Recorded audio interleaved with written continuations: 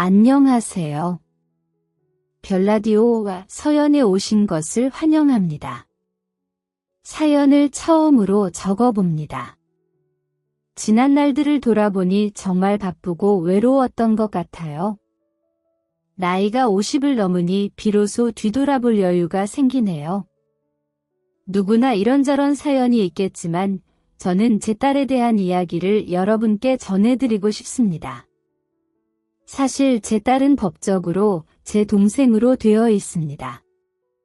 저를 언니라고 생각하며 30년을 살아왔죠. 흔히들 사고를 쳤다고 합니다. 18살 때 만난 그 사람과의 만남이 이어지다가 19살 때 임신을 알게 됐습니다. 그때 처음 든 생각은 부모님께 어떻게 말해야 할까였습니다. 너무 어렸잖아요. 애 아빠도 어렸고요. 어린 마음에 위험한 생각도 많이 했던 것 같아요. 그때 제 마음을 잡아준 건 그 사람이었습니다. 양쪽 부모님께 말씀드리자고 했습니다. 그리고 우리 같이 키우자고. 어차피 애 낳으면 곧 성인이잖아. 같이 애 키우면서 나는 돈을 벌게? 신중하게 생각하고 내린 결론이었죠. 먼저 저희 부모님께 이 사실을 털어놓았습니다. 애 아빠는 무릎을 꿇고 있었고 저희 부모님은 제 임신 소식을 듣고 한동안 멍하니 계셨습니다. 아버지는 끊었던 담배를 연달아 피우셨고 어머니는 통곡하며 눈물을 흘리셨습니다. 아이고 어쩌려고 그러냐? 어떻게 벌써 애를 가졌어? 엄마, 내가 선택한 일이야. 앞으로 잘 사는 모습 보여줄 자신 있어? 무슨 돈으로 살려고 이 사람이 돈 열심히 벌기로 했어? 대학은 잠시 포기하고 애 키우다가 여유가 생기면 그때 대학 입학해도 되잖아. 그게 말처럼 쉬워? 부모님은 땅이 꺼져라 한숨을 쉬며 저희를 걱정하셨지만 결국에는 저희의 결정을 허락해 주셨습니다. 나름 순탄했던 편이었네요. 문제는 애 아빠 쪽 부모님의 허락이었습니다.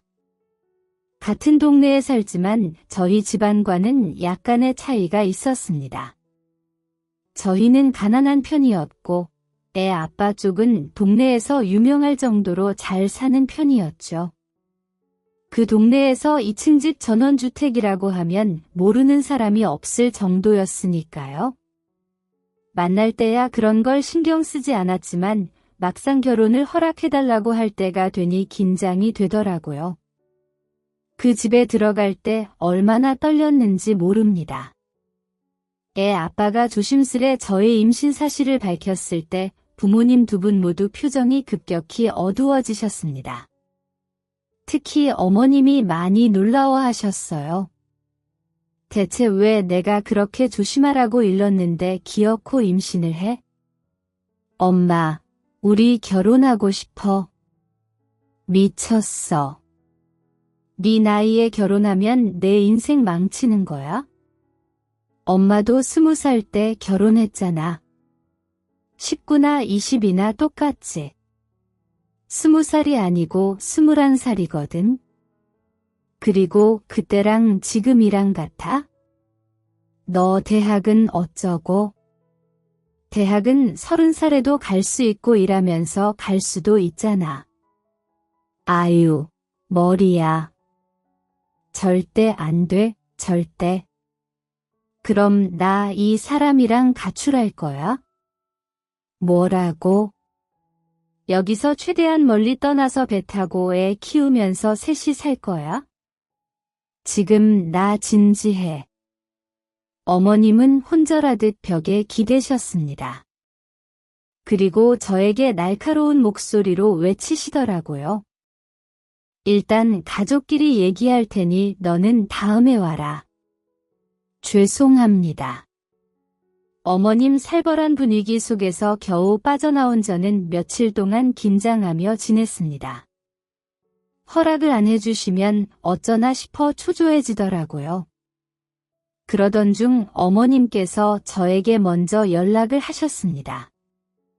지금 바쁘지 않으면 잠깐 우리 집으로 올래? 다시간 그 집의 분위기는 사뭇 달랐습니다. 식탁에 진수성찬을 가득 차려놓으신 채 저를 기다리시더라고요. 이게 다 뭔가 싶어 애 아빠를 힐끗 보니 저를 보며 웃으며 속삭이더라고요.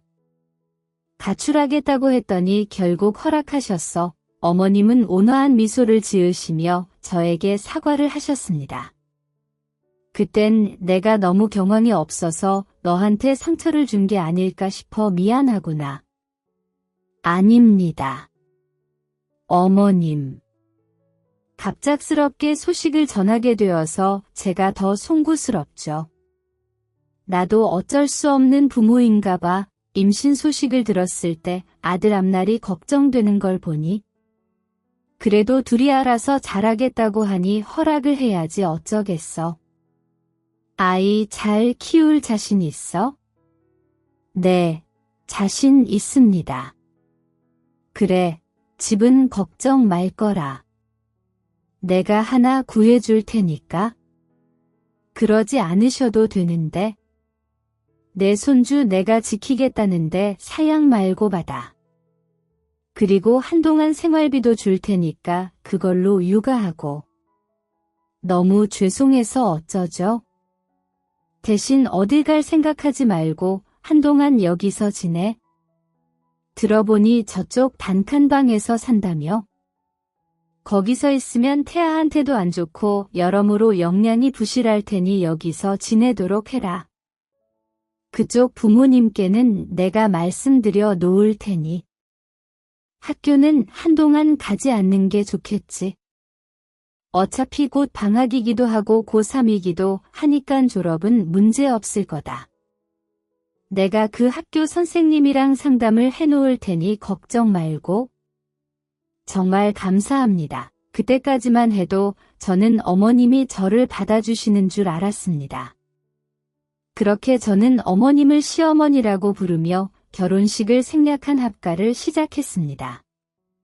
매일 아침 고기 반찬도 해주시고 점심에는 디저트도 챙겨주시며 저에게 정말 잘해주셨습니다. 저도 며느리 노릇을 제대로 하기 위해 열심히 노력하며 살림도 많이 배웠습니다. 이 은혜는 꼭 나중에 갚아야지 생각하던 찰나였습니다. 하지만 어머님의 진짜 모습은 애 아빠가 사라진 후에 드러났습니다. 그날 애 아빠가 외출을 한다며 잠시 자리를 비울 때였습니다. 어머님은 저를 한참 뚫어져라 보시더니 입을 여시더라고요. 내가 아들 앞에서는 말을 못했는데 너 진짜 낳을 생각이니? 어때? 부잣집 아들 하나 일찌감치 물어서 팔자 펴볼 생각인가 본데 일찌감치 포기하는 게 좋을 거야? 지금은 아들이 가출한다고 해서 내 마음 들었다 놨다 해서 내가 잠시 젖을 뿐이지 너희 둘 결혼까지 내가 축복해 줄 거라 생각했어. 어머님, 그게 무슨 말씀이세요? 긴 말 안 할게. 애 당장 지워. 내 아들 앞길 망치지 말고 너 혼자 알아서 애 지우라고. 애 지울 돈 없다는 핑계 대지 마. 아들 앞에서는 저를 잘 받아주는 척 하시더니 뒤에서는 저를 협박하기 시작하더라고요. 이게 대체 무슨 상황인가 싶어 당황스러웠지만 그것보다 시어머니의 태도가 너무 무서웠습니다. 마치 이중인격처럼 표정부터 확 변하는 거 있죠. 그래서 애 아빠가 집에 돌아오면 몰래 제가 당했던 이야기를 해주곤 했습니다. 어머님이 나한테 애 지우라고 하셔. 설마 허락하셨잖아? 여보가 자리만 비우면 나한테 와서 애 지우라고 협박하신다고. 그래? 내가 여쭤볼까? 아니, 그러지는 말고. 그러면 또 내가 고자질한 것 같잖아. 엄마도 지금 너무 혼란스러우셔서 그래. 갑자기 며느리가 생기셨으니 얼마나 신경 쓰이고 마음이 오락가락 하시겠어? 그냥 여보가 일을 좀 해주면 안 될까? 너무 진심인 것 같아서 그러지. 소름 끼쳐서 이 집에 있기가 무서워. 내가 앞으로 잘할게. 이제 출산만 하면 우리 집도 구해주신다고 하니깐 그때까지만 참자. 일단 무사히 출산하고 졸업은 해야지. 그 사람은 제가 한 말을 믿지 않았습니다. 그래서 더 답답했죠. 시어머니의 협박은 점점 더 심해졌습니다. 너 아직도 정신 못 차렸어? 애 지우라니깐. 어머님, 이러시면 저도 곤란해요. 이미 배가 불러오는데 어떻게 애를 지울 수가 있어요? 그럼 입양이라도 보내든가? 어떻게 그런 말씀을 하실 수가 있어요? 손주잖아요. 네가 낳은 애는 내 손주 아니야? 어디서 굴러먹던 애인지 모르겠지만 고등학생 때 임신까지 했으면 말 다 했지 뭐. 막말로 그 애가 우리 아들 친자인 건 확실하긴 한 거야? 지금 제가 다른 남자 아이를 임신하고 여기 들어왔다는 말씀이세요? 그건 네가 더 잘 알겠지. 나는 너를 절대로 며느리로 받아줄 생각이 없으니 그렇게 알아라. 그리고 우리 아들이 평생 내 편을 들어줄 것 같아? 걔는 내가 잘 아는데 1년이면 마음이 수십 번이고 변할래야? 지금이야 책임진다. 어쩐다 하는데 내가 장담할게. 출산하면 분명 나는 버림받을걸. 그것 또한 제 선택이겠죠. 유산을 했든 뭘 했든 핑계거리 만들어 당장 내 아들한테서 떨어져. 이거 가지고 꺼져. 시어머니는 저에게 봉투 하나를 얼굴에 던지며 제발 좀 아들을 떠나달라고 소리치셨습니다. 임신한 상태로 그런 협박을 받으니 너무 힘들더라고요. 저도 아이를 지워야겠다는 생각을 몇 번 한 적이 있었어요. 하지만 그럴 때마다 뱃속에 꿈틀대는 무언가가 느껴지며 제 마음속에 자꾸 제동이 걸리더라고요. 그렇게 마음이 갈팡질팡대며 이미 배는 불러오고 아이를 지울 수 있는 시기가 훌쩍 지나게 되었습니다. 시어머니가 나를 내쫓으면 혼자서라도 아이를 키워야겠다는 생각을 하게 되었을 때쯤 아빠와 다툼이 시작되었네요. 저는 다른 건 필요 없었습니다. 그저 그 사람의 확신과 사랑만 있다면 악독한 시어머니쯤은 잘 극복할 수 있을 거라 생각했습니다. 하지만 아빠는 저를 여러 번 실망시켰습니다. 집에 일찍 오겠다고 한 날에는 어김없이 당구장에 가서 연락이 두절되었고 친구 집에 가서 돌아오지 않는 등 말썽을 일으키기 시작하더라고요. 물론 그때 19살이었으니 얼마나 놀고 싶고 방황하고 싶겠습니까?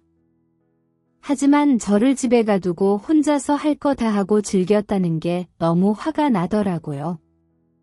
그리고 무엇보다 저를 협박한 시어머니에 대한 이야기를 일체 믿지 않았습니다. 결단을 내려야겠다 싶어서 아빠에게 화를 낸 적도 있습니다. 내가 요즘 얼마나 힘든지 알아? 배는 불러오는데 어머님은 자꾸 아들이랑 헤어지라고 하지. 애 지우라고 협박당하는 와중에 내가 태교까지 해야 된다고. 그런데 아빠는 당구장에 있긴 하고 외박을 하고 말이야. 내가 많은 거 바란 거 아니잖아. 그냥 출산 때까지만이라도 나를 좀 신경 써달라는 건데 그것도 못해줘. 그만 좀 해라. 질리지도 않냐? 매번 똑같은 얘기, 똑같은 잔소리 반복되잖아. 그거야. 들어주지 않으니까 그렇지. 이럴 거면 나랑 왜 결혼하자고 했어? 애 낳자고 왜 했냐고. 그래, 내가 너무 경솔했던 것 같아. 그냥 초기에 지웠어야 했을지도 모르지. 지금 뭐라 그랬어? 후회한다고? 그럼 그때 책임진다는 말을 왜 했어? 그래, 내가 미안하다. 됐냐? 이럴 거면 나 집에 돌아갈래. 더 이상 여기 못 있겠어? 알아서 해, 나도 이제 지친다. 내 아이에 대한 권리는 나한테 있어?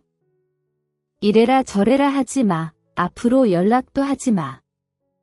그때 순간적으로 느꼈습니다. 나는 이곳에서 온전히 불청객이구나라는 것을요. 애초에 저는 그 사람들의 가족이 될 자격조차 없는 사람이었던 겁니다. 그날 결국 저는 친정으로 돌아갔고 부모님에게 질책을 받았지만 마음만큼은 편했습니다. 마음속으로 살았다 싶더라고요. 이제는 더 이상 뱃속의 아이를 없애라는 협박은 받지 않아도 됐으니까요. 저희 친정엄마는 밤새 눈물을 흘리셨습니다. 임신한 딸이 시댁에서 쫓겨나니 얼마나 마음이 아프셨겠어요. 며칠 후 친정엄마는 저를 불러 말을 꺼내셨습니다. 몹시 진지해 보이셨어요. 일단 이사를 가자. 이사를 왜요? 너 애 낳으면 애 아빠가 누군지 이 동네 사람들 뻔히 다 알 텐데 뒷얘기 나오잖아. 그냥 다른 곳으로 이사해서 새 출발하는 게 낫지. 어차피 우리야 다른 곳과도 상관없기도 하고 너도 새로운 곳에서 새 마음으로 애 키워. 그리고 뱃속에 있는 아이 내 호적에 올릴 거야? 그게 무슨 말이야? 법적으로 내 자식을 올릴 거라고? 왜 그래야 하는데? 여자 혼자 애 딸린 채 사는 게 얼마나 힘든지 알아? 혼자 어떻게 살게? 내가 알아서 잘 살 수 있어? 이번에는 엄마 말 들어. 이거 쉽게 내린 결정 아니야? 너도 언젠가 남자 만나고 새 가정을 꾸려야 하잖아. 우리야 뭐 늦둥이 본다 치고 애 하나 더 생기는 거 문제될 거 없지만 너는 달라. 우리 딸 미혼모 만드는 건 절대 할 수 없어. 엄마 부탁이니 들어줘. 응. 딸의 인생에 흠집이 잡힐까 걱정했던 저희 부모님은 결국 제 아이를 자식으로 호적에 올리기로 결심하셨습니다. 그렇게 저는 가까스로 예쁜 공주님을 출산하게 되었습니다. 그 아이를 낳기까지 우여곡절이 참 많았네요. 아기의 얼굴을 보니 정신이 번쩍 들더라고요. 이 아이를 평생 지키기 위해서라면 뭐든지 할 수 있겠다는 결심이 절로 들었습니다. 새로운 동네에서 새로운 출발을 하게 된 저는 공장에 들어가 일을 시작했습니다. 감사하게도 아이는 저희 부모님이 봐주셨고요. 아이에게 제가 엄마라는 걸 밝히는 게 좋을까 숨기는 게 좋을까 고민이 많았습니다. 하지만 일단은 숨기기로 했습니다. 어린아이에게 상처가 될 것 같았고 괜히 혼란만 줄 것 같았거든요. 저희 부모님도 제가 엄마인 걸 숨기자고 끝까지 주장하셨기 때문에 저는 출산과 동시에 동생이 생긴 것처럼 살아야 했습니다. 부모 가슴에 대못을 박은 자식이었기 때문에 묵묵히 아이를 키울 돈을 버는 것밖에는 제가 할 수 있는 게 없었습니다. 제 딸이 첫 단어인 엄마라는 말을 저희 친정엄마께 했을 땐 마음이 참 아프더라고요. 뒤집기를 처음 할 때, 걸음마를 처음 할 때 저에게 언니라고 처음 불러주었을 때 전부 어제 일같이 생생하네요. 저는 그 후로 연애도 결혼도 하지 않고 홀로 지냈습니다. 그랬더니 8살 된 딸이 저에게 묻더라고요. 언니는 결혼 안 해? 왜, 결혼했으면 좋겠어? 언니 친구들은 결혼했다면서? 나는 생각 없어. 남자친구도 없어. 고백 같은 거 안 받아봤어? 내 친구들도 다 남자친구 있는데. 어린 게 벌써부터 남자친구 타령이네. 너 그런 말 누구한테 배웠어? 언니도 참, 요즘 애들은 빨라서 다 알아. 우리 다은이 커서 대학 가면 그때 언니도 시집 갈게. 그럼 너무 늦잖아. 언니 늙어서 시집 가게. 상관없지 뭐, 다은이는 언니가 늙어도 같이 놀아줄 거지? 생각해 볼게. 그렇게 저는 딸의 언니로 30년간 살게 되었네요. 진실을 말할 타이밍은 몇 번 있었습니다. 나이 성인이 되었을 때, 취업을 해서 첫 월급을 탔을 때, 같이 술을 한잔하며 처음으로 진심을 털어놓았을 때, 하지만 저는 쉽사리 용기가 나지 않았습니다.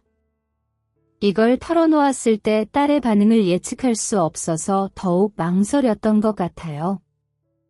어쩌면 여태껏 속인 것에 대해 배신감을 느껴 저를 떠날까 봐 두렵더라고요.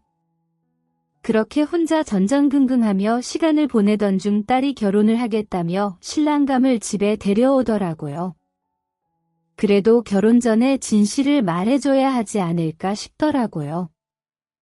언젠가 딸이 시집을 갈 때 지어줘야겠다 생각하고 모은 목돈이 있었습니다. 아무리 힘들고 돈이 쪼달려도 그 적금만큼은 절대로 깨지 않고 있었죠. 그걸 전부 인출해서 봉투에 담아 딸에게 주었습니다. 언니, 이게 뭐야? 별건 아니고 그냥 너 시집 갈 때 쓰라고. 뭐 이렇게 많이 넣었어? 부담 갖지 말고 가져. 결혼하면 돈이 많이 드는 법이야. 아무리 그래도 이건 너무 부담스러워서 못 받겠어. 언니 여태껏 나를 위해 희생하며 살았잖아. 나 때문에 일도 못 그만두고 대학 등록금도 대신 내줬잖아. 내가 보답해야 될 차례인데 왜 자꾸 퍼주기만 해? 나는 그렇게 사는 게 행복하니까. 언니도 언니 인생 살아야지. 언제까지 어린 동생 뒷바라지하면서 살 거야? 다은아, 있잖아. 오늘따라 왜 이렇게 분위기를 잡아 무슨 할 말 있어? 내가 너한테 차마 말하지 못한 사실이 있어? 뭔데 놀라지 않을 자신 있어?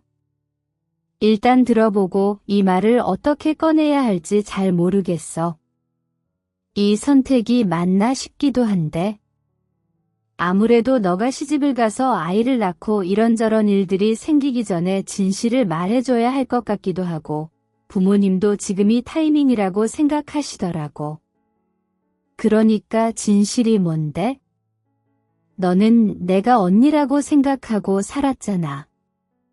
그런데 언니가 아니야. 그럼 뭐 엄마라도 된다는 말이야. 그게 농담한 건데 표정이 왜 그래?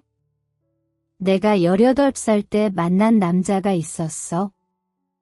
19살 때 임신 사실을 알았고 그 남자랑 결혼까지 생각했는데 집안의 반대로 헤어졌어. 그때 내가 너를 지키기 위해 다시 친정에 돌아와서 너를 낳았어. 그런데 부모님께서 딸 인생을 걱정하는 마음에 너를 내 동생으로 호적을 올린 거야? 미리 말 못해서 미안해. 어린 너한테 상처가 될 것 같기도 하고 나도 섣불리 용기가 안 나더라. 이해해 달라는 말은 하지 않을게. 원한다면 앞으로도 쭉 부모님을 부모님이라고 생각하고 살아도 좋아. 그러니깐 언니가 내 엄마라고 침몰하는 소리야? 맞아. 거짓말이지 말도 안 돼. 어떻게 30년을 날 속일 수가 있어? 증거 있어? 내가 언니의 친딸이라는 증거 있냐고 속이려고 한 건 아니고 혼란스러울까 봐. 그제야 저는 30년간 숨겨두었던 저의 만삭 사진, 친구와 찍었던 사진 등을 딸에게 보여주었습니다. 딸은 한참 동안 입을 벌리고 멍하게 있더라고요. 이해를 바라고 한 말은 아니었습니다. 그저 좀 더 늦어지면 걷잡을 수 없을 것 같아서 용기를 냈던 거예요. 말을 내뱉는 순간 후회하고 말았지만요. 어쩌면 이 사실을 무덤까지 가지고 갈 걸 그랬나 싶은 생각이 들더라고요. 딸이 받을 상처와 충격은 상상 이상일 테니까요. 딸은 한참을 혼란스러운 표정으로 있다가 천천히 입을 열었습니다. 가족 모두가 날 속인 거네. 미안해. 하지만 어쩔 수 없는 선택이었어. 그래서 뭐나더러 이제 엄마라고 불러달라고 그런 말은 아니야? 그저 알아야 할 것 같아서 알려주는 것뿐이야? 사실은 나도 이게 맞는 건지 모르겠지만 그냥 묻어두지 그랬어. 나 지금 엄청나게 혼란스러워 그럴 거라 생각해? 나 혼자 생각할 시간이 필요해. 밖에 나갔다 올게. 어디 가려고 이 밤중에 위험하잖아. 내가 알아서 할게. 일단 진정하고 나랑 얘기 좀 해. 지금 이 상황에서 내가 진정하게 생겼어. 딸은 한참을 펑펑 울었고 그 모습에 저도 같이 울었습니다. 그렇게 딸은 저와 잠시 서먹해졌습니다.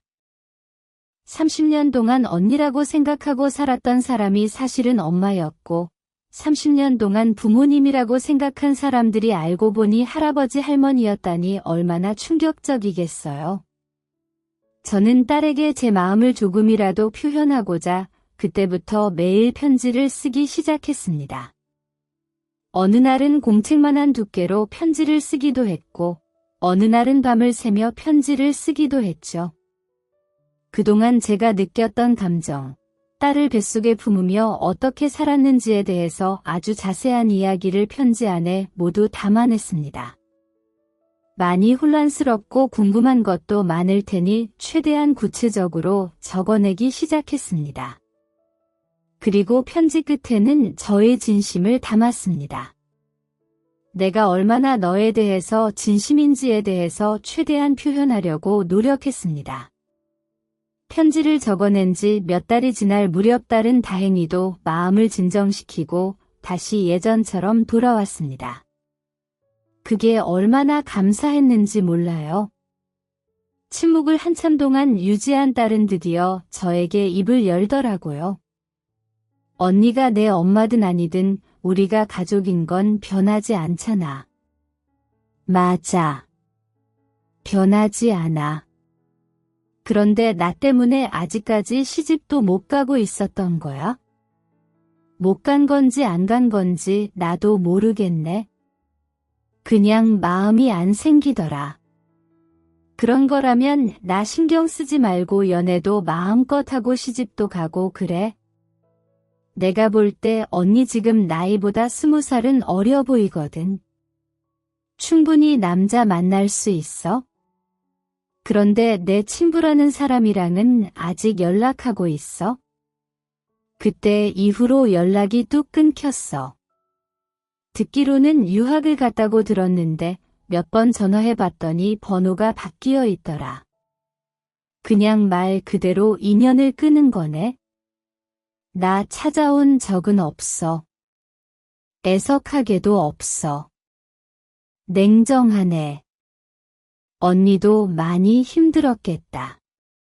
아니, 엄마도 많이 힘들었겠네. 힘들어도 상관없었어. 소중한 딸이 함께 있으니깐 다 괜찮았어. 딸에게 처음으로 엄마라는 단어를 들었던 그날 쉴 수 없이 눈물이 흐르더라고요. 어쩌면 평생 동안 그 말을 들을 수도 없겠다는 생각에 슬퍼진 적도 많았는데 결국엔 듣게 되어 감격스러웠습니다. 이제는 소원이 없었습니다. 그저 딸이 결혼해서 행복하게 가정을 꾸려 잘 산다면 제 임무가 다 끝난 거니 후련할 것 같았습니다. 딸의 결혼 소식을 친부에게 전달을 해줘야 하나 살짝 고민하긴 했습니다. 원망과 미움이 더 많았지만 그래도 어떻게 살고 있나 궁금하긴 하더라고요. 하지만 연락할 방법도 건너 아는 지인도 없는 마당에 이 소식을 들려줄 수가 없었습니다. 어쩌면 그 사람은 가정을 이뤄 자식을 낳고 행복하게 살고 있을지도 몰랐죠. 제가 연락을 한다며 그때처럼 또 불청객이 될 게 뻔하잖아요. 지나간 사람은 그냥 지나가게 내버려 두는 것이 현명하겠다 싶었습니다. 그래도 가끔씩 예전 수모가 생각나는 건 어쩔 수 없더라고요. 저에게 아이를 지우라고 협박한 그때 그 순간은 평생이 가도록 잊혀지지 않았습니다. 만약 그때 아이를 지웠더라면 지금 이 행복을 느끼지 못했을 거잖아요. 저는 여태껏 제 딸을 낳은 걸 후회한 적이 단 한 번도 없습니다. 반대로 딸을 낳지 않았더라면 어쩔 뻔했나 싶을 때가 많았죠. 그렇게 딸에게 고백을 하고 난 뒤 얼마 지나지 않았을 때였습니다. 저에게 기적 같은 순간이 찾아오게 되었네요. 그날은 제가 무척이나 힘들었던 날이었기 때문에 유독 기억에 많이 남아요. 새벽에 녹즙 배달 일을 몇 년째 하던 중이었는데 그날따라 고객님의 컴플레인이 유독 심했고 동선도 꼬여서 엉망이 된 날이었습니다. 내가 무슨 호응을 하려고 힘들게 일을 하는 건지 그냥 다 관두고 잠시 쉬어볼까 간절하게 생각한 날이기도 했습니다. 지친 몸을 이끌고 잠시 쉬면서 핸드폰으로 보는데 모르는 번호로 부재중 전화가 2통이나 걸려왔더라고요. 보통 잘못 걸거나 광고 전화면 한 번 전화하고 끝내는데 2번이나 전화한 걸 보니 무슨 중요한 전화가 아닐까 싶더라고요. 그래서 바로 전화를 걸었죠. 네, 전화하셨어요? 김혜영 님 전화번호 맞나요? 네, 전데요. 무슨 일이시죠? 여기는 법률사무소고요. 저는 상속 담당하고 있는 변호사입니다. 변호사님이 저한테 무슨 볼일로 전화 주셨어요? 상속 문제로 제가 먼저 연락드리게 됐습니다. 혹시 배철만 님에게 들은 내용 없으십니까? 배 누구요?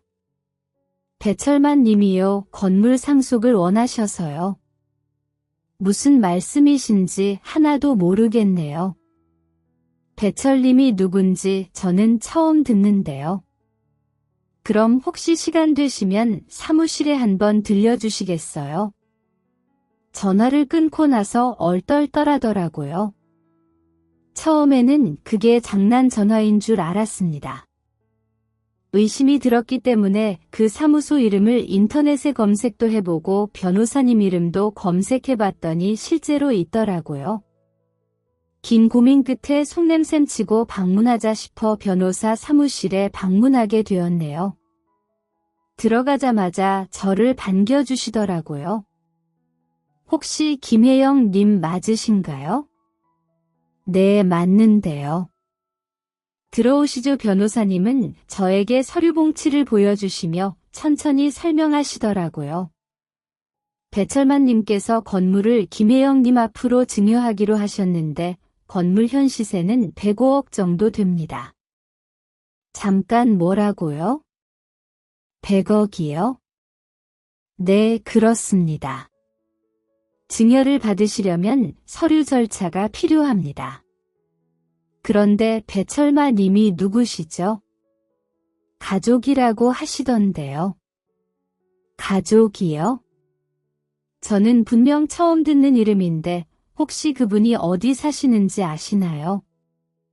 이 근처에 살고 계십니다.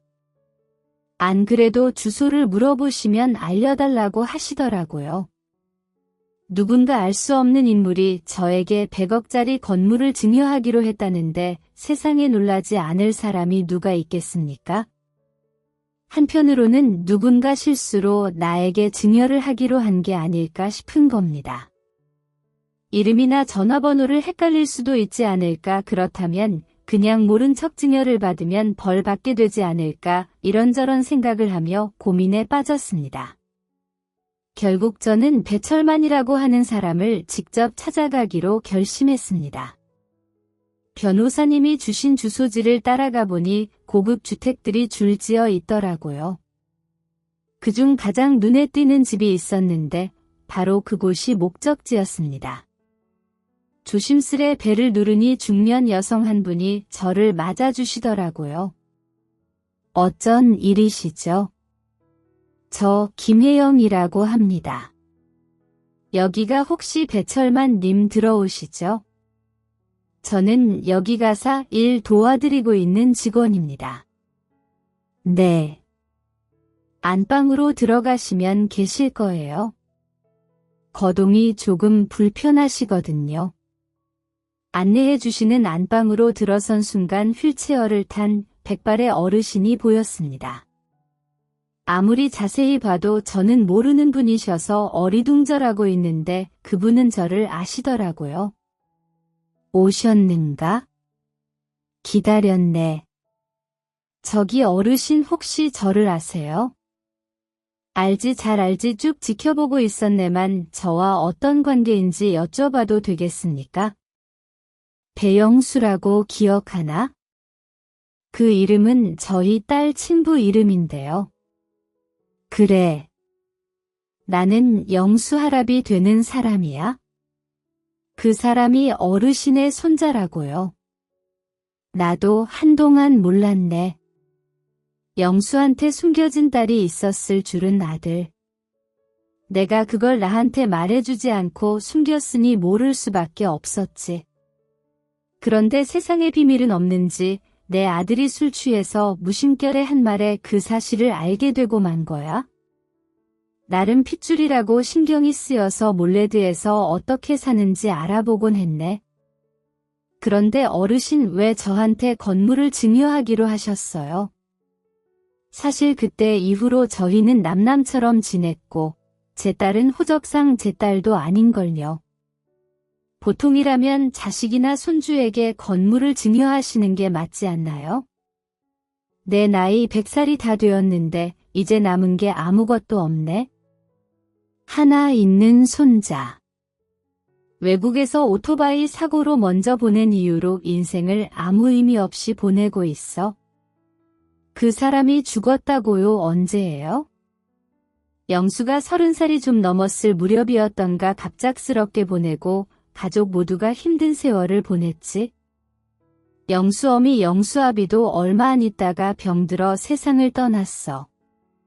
자식 앞세운 사람 오래 살아봐야 뭘 알겠나? 그런데 나는 혼자 여태껏 살고 있으니 죄인이지. 아무리 돈 많이 벌고 모아놓으면 뭘 하나 남은 가족이 없는데. 그런데 곰곰이 생각해보니 나에게 핏줄이 하나 있더라고. 나한테 손주 며느리가 남아 있었던 거야? 남은 인생 얼마 남지도 않았는데 일찌감치 정리를 해놓자 싶어서 증여를 하기로 한 걸세. 갑작스럽겠지만 나는 오랫동안 준비한 일이야. 제 딸의 친부가 여태껏 가정을 이뤄 잘 살고 있을 거라는 건 제 착각이었습니다. 그 사람은 이미 이 세상 사람이 아니었던 거예요. 그뿐만이 아니었습니다. 저에게 아이를 지우라고 협박한 시어머니까지 세상을 떠나게 되셨습니다. 미운 마음이 컸던 사람들이었지만 막상 그 소식을 듣게 되니 마음이 아프더라고요. 차라리 행복하게 잘 살고 있었더라면 욕이라도 하지. 그렇게 허무하게 가버렸다는 소식을 듣고 저도 눈물을 흘리고 말았습니다. 어르신은 제 눈을 바라보시며 말을 이어가셨습니다. 그동안 혼자 키우느라 너무 고생이 많았네. 힘들었지 아니에요. 어르신 저는 너무 행복했습니다. 제 딸이 있어서 지금까지 열심히 살 수 있었어요. 그 아이가 없으면 제 삶이 의미가 없어요. 정말 미안한 얘기지만 딱 한 번만 만날 수 있을까? 안 그래도 곧 결혼을 앞두고 있습니다. 아주 좋은 사람 만났어요. 그 후로 제 딸을 데리고 그 집의 어르신을 만나러 간 적도 있습니다. 어르신은 다은이 얼굴을 빤히 보시며 눈시울을 붉히시더라고요. 우리 손주 얼굴이 있구먼 빼다 박았네. 그래 참 예쁘게 잘 컸죠. 이제는 내가 여한이 없어. 어르신은 오래된 장롱 속에서 사진 앨범을 꺼내서 제 딸의 친부 어렸을 적 사진을 하나씩 보여주셨습니다. 그 사람의 19살 때의 모습을 다시 보니까 그때의 감정이 생생하게 느껴졌고 20살, 25살 점점 나이가 드는 그 사람의 얼굴이 새삼 낯설게 느껴지더라고요. 저희 딸의 얼굴을 볼 때마다 그 사람을 떠올린 적이 많았습니다. 크면 클수록 친부 얼굴을 닮아가더라고요.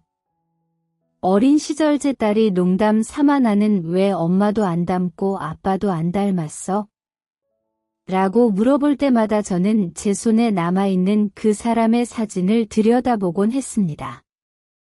그리움이라기엔 미움이 너무 컸고 마냥 미움이라고 하기엔 또 아닌 것 같은 감정이 있었습니다.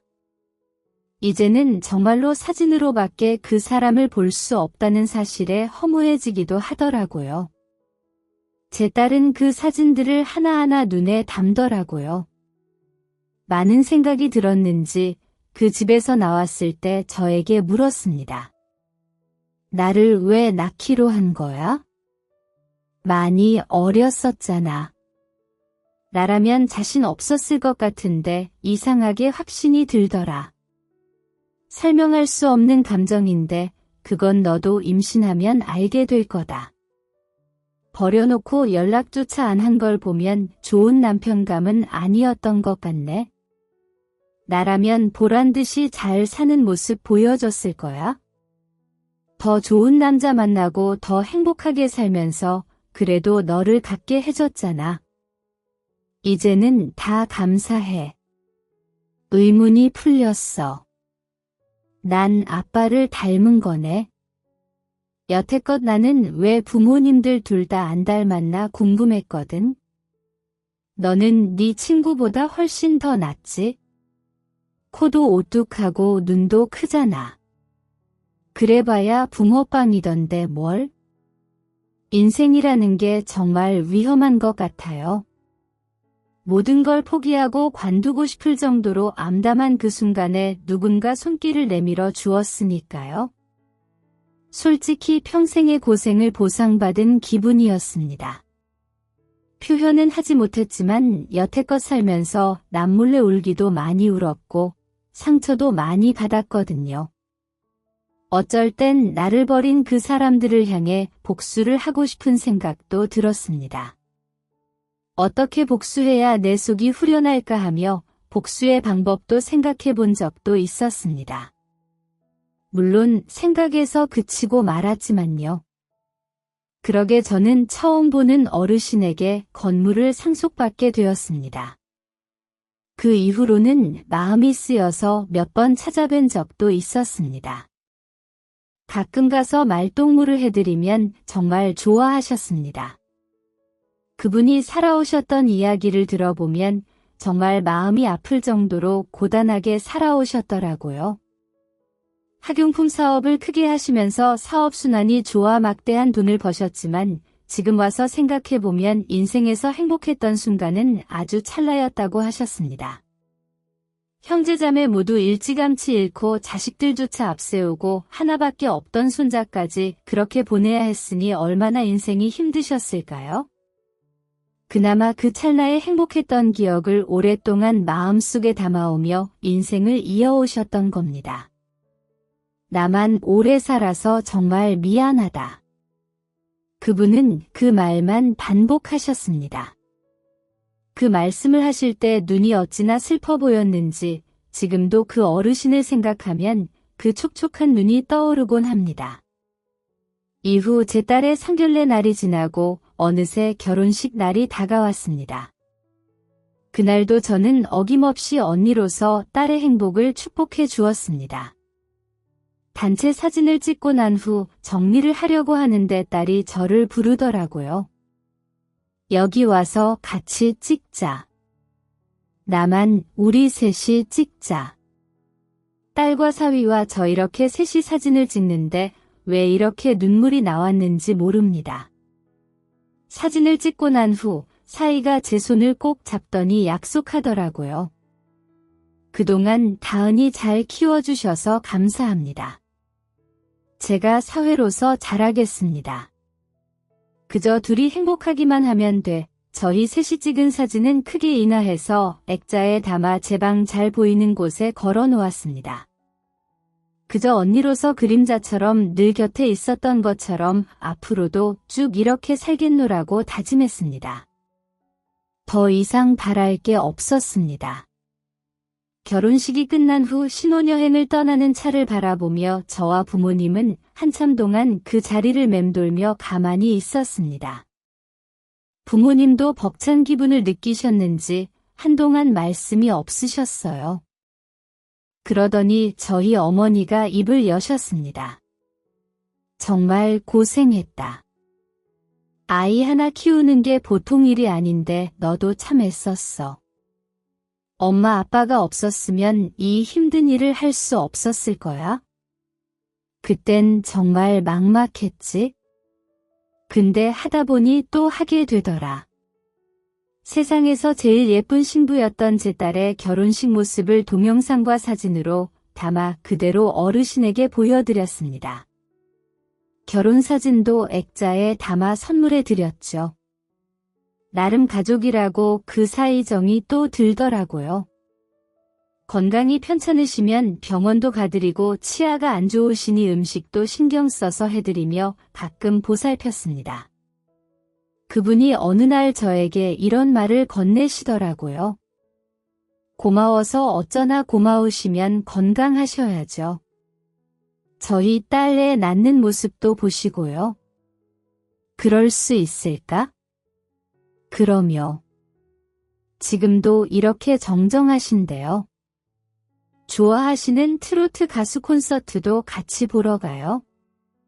그렇게 잘 지내시던 어느 날 어르신은 100세의 나이로 세상을 떠나게 되었습니다. 잠을 주무시듯이 평온한 표정으로 그렇게 가셨어요. 가족도 주인도 없었던 어르신을 위해 제가 나서서 간소하게 장례를 치러드렸습니다. 이제는 그곳에서 가족분들과 평온하게 지내시길 마음속으로 기도했습니다. 그리고 이제라도 저를 찾아주셔서 감사하다고 거듭 말씀드렸습니다. 장례 절차를 마치고 집에 돌아오는데 참 마음이 허전하더라고요. 요즘도 저는 기일이 되었을 때마다 계신 곳에 찾아가 약속드리곤 합니다. 주신 은혜 잊지 않겠다고요? 비록 그 집안과는 악연으로 시작했지만 결국에는 저에게 인연이 되었다고 생각합니다. 하루아침에 건물주가 된 저는 그제야 하던 일을 마무리 짓고 여유라는 걸 되찾을 수 있었습니다. 남들은 저에게 로또 몇 번 맞은 것보다 더 큰 행운이라며 대단하다고들 합니다.